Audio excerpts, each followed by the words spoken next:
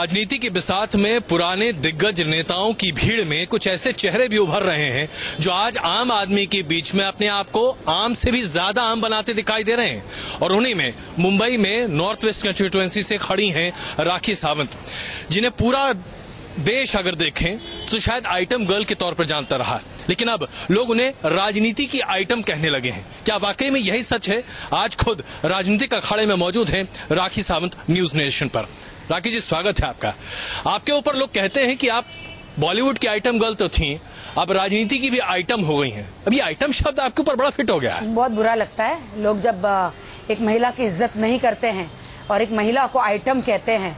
देखिए, real life में एक अलग जिंदगी होती है। वहां पे तो अगर देखा जाए तो इतने सारे एक फिल्म इंडस्ट्री और राजनीति एक अलग होती है, रियल लाइफ और रियल लाइफ बहुत अलग होती है। मुझे बुरा लगता है, जैसे हमारे साउथ में जो जयललिता जी थी, तो वहां पे वो शी वाज अ एक्ट्रेस, लेकिन शी इज अ सीएम। बिल्कुल। तो वो भी इतना वोटों से जीत कर आई, तो कितना बुरा लगेगा अगर हम जयललिता जी को आइटम बोले। तो वो अभिनेत्री थी और मैंने तो कुछ काम नहीं किया, मैंने तो कोई डांस नहीं किया। उनके डांस देखो, उनका डांस देखो तो इंसान गिर जाए, लेकिन वो राजनीति में आई और जनता के लिए अच्छा काम किया। इसीलिए किसी भी इंसान को, किसी भी एक्ट्रेस को या आइटम गर्ल को जज करने का अधिकार नहीं है। जब तक कि मुझे एक मौका नहीं मिलता, मैं लोगों के लिए अच्छा काम नहीं करती, उनको ऐसे शब्द एक महिला के लिए इस्तेमाल नहीं करने चाहिए। अच्छा, ऐसा क्यों होता है कि जब भी आप कुछ करने लगती हैं तो उसमें बहुत सारे लोगों की बहुत सारी टिप्पणियां आने लगती हैं, हर कोई आपको नोटिस करने लगता है। अब देखिए, अरविंद केजरीवाल ने अगर कुछ राजनीति में अपना दांव पेच किया तो दिग्विजय सिंह जी ने उन्हें राखी सावंत के बराबर आइटम गर्ल पॉलिटिक्स का कह दिया। जिसको मन में आता है आपका कंपैरिजन किसी न किसी के साथ करते रहते हैं। आपको कैसा लगता है? सर, ये आप खुद समझ सकते हैं कि राखी सावंत कितनी फेमस है। मैं जिस भी फील्ड में गई हूँ हमेशा झंडे गाड़े हैं जी। तो आप समझ सकते दिग्विजय साहब जो कांग्रेस के नामचीन नेता हैं, उनको भी राखी सावंत की जरूरत पड़ गई अपनी पब्लिसिटी के लिए। तो सर, आप सोच सकते हैं कि वो अपना नाम ऊंचा करने के लिए राखी सावंत को इस्तेमाल करते हैं, मेरा नाम। तो सोचिए सर कि जिस दिन मैं, ईश्वर ने चाहा, आपकी दुआ से अगर मैं जीत गई तो गरीबों के लिए कितना काम करूंगी। और हर एक जगह पर मैं जाती हूँ, लोग मेरा चेहरा पहचानते हैं। इसलिए मैं फिल्म इंडस्ट्री में आई तो अपने झंडे गाड़ दिए, मेहनत से, स्ट्रगल से। इसलिए अब मैंने फिल्म इंडस्ट्री छोड़कर राजनीति में आ गई हूँ। मैं बिल्कुल राजनीति में आ गई हूँ सर। मैं अपना झंडे ऐसे गाड़ूंगी और ऐसा नेक काम करूंगी गरीबों के लिए, जनता के लिए। आप देखिएगा। अच्छा राखी जी, एक बात बताइए, क्या बात है, समर्थन में तालियां बज रही हैं अभी से आपके। जरा ये बताइए, जब आप, चलिए जरा नीचे से ऊपर तक के आपके सफर की बात करते हैं। जब आपने अपने करियर की शुरुआत की, शायद आपको बहुत कम लोग जानते थे। उस समय आपने एक रास्ता चुना, आइटम गर्ल के तौर पर अपने आप को स्थापित किया। क्या आप जब पीछे मुड़कर आज देखती हैं तो आपको लगता है कि आपका रास्ता बड़ा मुश्किल था, या आपको लगता है कि वही रास्ता सबसे सही रास्ता था वहां तक पहुंचे का जहां आज आप खड़ी हैं? एक्चुअली देखा जाए तो जब मैं फिल्म इंडस्ट्री में आई तो मेरा कोई बैकग्राउंड नहीं था। मैं एक पुलिस वाले की बेटी हूँ, तो बहुत मुश्किल था मेरे लिए। और मुझे जो कुछ भी फिल्म इंडस्ट्री में काम मिला, मैं सैल्यूट करती हूँ फिल्म इंडस्ट्री को। जो कुछ भी ईमानदारी से काम मिला। सर, डांस करने में भी बहुत मेहनत लगती है। एक डांस करके थिएटर में 2.5 घंटे की पिक्चर में अपना वजूद बनाना, जनता के दिलों तक पहुंचना, सिर्फ हीरोइन को मिलता है 2.5 घंटा, लेकिन एक आइटम गर्ल को मिलता है 3 मिनट। वो 3 मिनट में हीरोइन से भी ज्यादा पब्लिसिटी ले जाती है एक लड़की, और जनता के दिलों में अपनी जगह बनाती है, चाहे डांस करके, चाहे खूबसूरती दिखा के, चाहे अपनी अदा दिखा के। तो मैं यही कहना चाहती हूँ कि वो भी मेरा एक अलग स्ट्रगल था। मुझे बहुत प्राउड करती हूँ जो कुछ भी मैंने काम किया, और वो काम से मेरे परिवार का पेट पला है, तो मुझे उस काम पे बहुत प्राउड है। लेकिन आज मैं राजनीति में आई हूँ जनता की आवाज बनकर, जनता के एडवोकेट बनकर, और मैं यहाँ पे भी अपने झंडे गाड़ूंगी। अच्छा, यही लोग कहते हैं आपके बारे में कि जिस तरीके से आप 3-4 मिनट में पूरी फिल्म पर छाने की कोशिश करती थी, वैसे ही ये 3-4 मिनट में, या यूं कहें कि बहुत जल्द 3-4 महीने में आप राजनीति में भी छाना चाहती हैं। और शायद इसीलिए आपने पहले बीजेपी का दामन थामा, कहा कि आप बीजेपी की बेटी हैं, और उसके बाद फिर एक नई पार्टी बना दी। क्या ये सच है? सर, ये बिल्कुल सच है। ये बिल्कुल सच है कि मैं राजनाथ सिंह जी से मिली।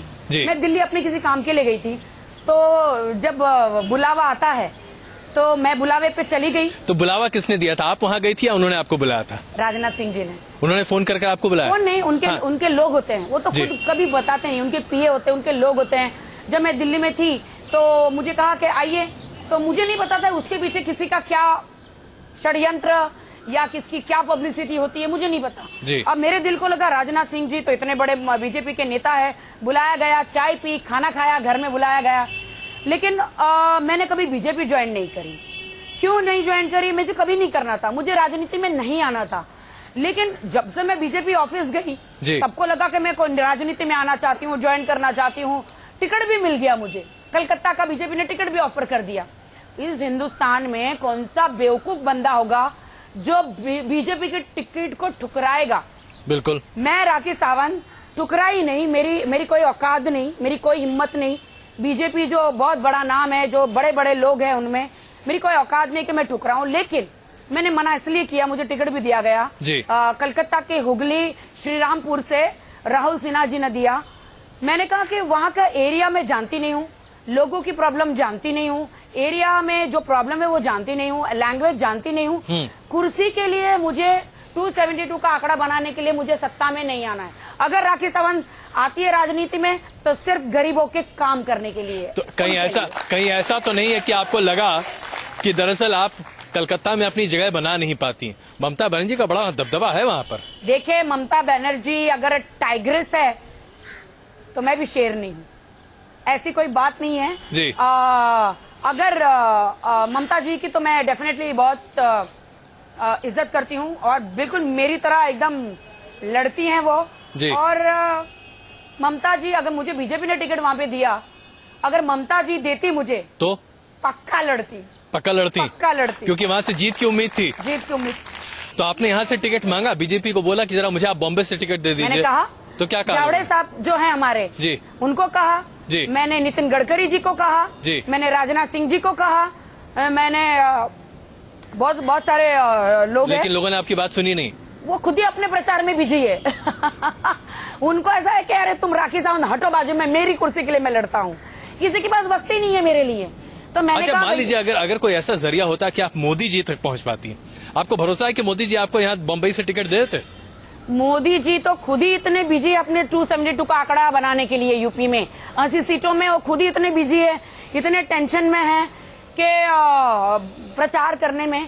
तो मैंने भी सोचा ये लोग मेरी अभी नहीं सुन रहे हैं तो मेरी बाद में भी नहीं सुनेंगे, क्योंकि मुझे गरीबों के लिए खड़ा रहना है। मुझे सत्ता नहीं चाहिए, मुझे कुर्सी नहीं चाहिए, अगर मुझे कुछ चाहिए सरकार से तो गरीबों का हक। चलिए, बहुत बेहतरीन बात आप करें, गरीबों की बात कर रही हैं, उस पर हम आएंगे जरूर। जरा बीजेपी पे बात कर लेते, बड़ी आजकल सुर्खियों में है यह पार्टी। नरेंद्र मोदी जी के बारे में आपकी राय आज भी वही है जो पहले हुआ करती थी? एक जमाने में आप बड़ी फिदा होती थी उसमें, ऐसा लगता था कि मोदी जी सामने मिल जाए। आपने मुझसे ही कहा था बातचीत में, सामने मिलेंगे तो सीधे पैर छूऊंगी। अभी भी वैसा ही है? सर वो पहले था, तब तक मैंने अपनी राष्ट्रीय आम पार्टी बनाई नहीं थी जी। तो अभी जैसे पहले मैं बहुत बेबाक बोल सकती थी, जब आप पार्टी में आ जाते हैं तो आपके साथ जनता का दिल और जनता जुड़ जाती है जी। पहले मैं अकेली थी, आज मैं अकेली नहीं हूँ, आज जनता के साथ हूँ। तो अब मुझे जो भी बोलना है सोच समझ के बोलना है। और बात रही मोदी जी की, हाँ। जैसे मोदी जी को एक चांस चाहिए, वैसे राखी को भी एक चांस चाहिए प्रूफ होने के लिए। बुरा मत मानिएगा, आपने मुझसे ही एक बार इंटरव्यू में कहा था कि अगर मौका मिले तो भाई शादी करने में क्या बुरा है। क्या विचार है? तो मैं कौन सी पलट रही हूँ? तो मैं कौन सी पलट रही हूँ? आपको उनको मेरे से बेस्ट कोई मिलेगा भी नहीं ना। क्योंकि उनकी जो स्पीच है बहुत धीमी है जी, और मेरी मोदी जी से भी ज्यादा स्ट्रांग है स्पीच। कांग्रेस पार्टी के बारे में आपकी क्या राय है? आपको लगता है ये पार्टी मैं तो राहुल जी को कह रही हूँ, it's a very good offer जी, सुन लीजिए। अच्छा ये बताइए, कांग्रेस पार्टी के बारे में क्या विचार है आपका? पार्टी कुछ आम आदमी के लिए करती दिखाई देती है, क्योंकि उनका नारा है आम आदमी के साथ कांग्रेस का हाथ। क्या वाकई में कांग्रेस पार्टी ने देश का भरास किया? सब झूठ है। मैं मानती हूँ कुछ काम किया होगा, अभी पीएम की कुर्सी पे बैठेंगे तो कुछ काम तो करना ही पड़ेगा। कोई जनता पे कोई एहसान नहीं किया है, कोई एहसान नहीं किया, जनता का खून चूसा है, टैक्स लिया है, तो थोड़ा बहुत काम कर दिया, तो कुछ मतलब तोप नहीं मारा है। मैं ये कहना चाहती हूँ, सोनिया जी एक महिला है जी, वो कुछ काम करती या नहीं करती, अगर एक काम करती, महिला सुरक्षा, क्योंकि एक महिला है, सरकार उनकी है,